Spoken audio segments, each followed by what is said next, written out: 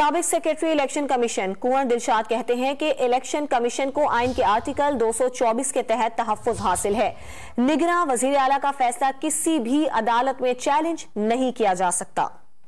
Election commission of Pakistan को आइन के आर्टिकल 224 के तहत मुकम्मल तहफ्फुजात हासिल है। आइन के आर्टिकल 224 के मुताबिक इलेक्शन कमीशन ऑफ पाकिस्तान का फैसला हतमी फाइनल है और किसी अदालत में चैलेंज नहीं किया जा सकता।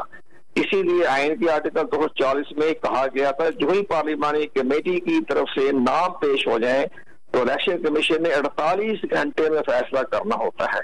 इसके बाद वो फैसला हातमी और फाइनल होता है।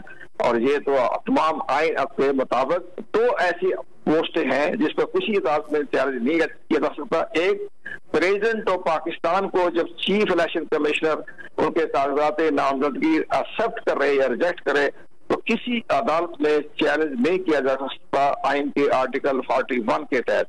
इसी तरह केयर टेकर चीफ मिनिस्टर के बारे में हुक्म जारी किया गया, लिखा गया आइन में कि उसके फैसले के खिलाफ किसी अदालत में चैलेंज नहीं किया जा सकता। ये बाकायदा आइन के आर्टिकल 224 में लिखा हुआ है।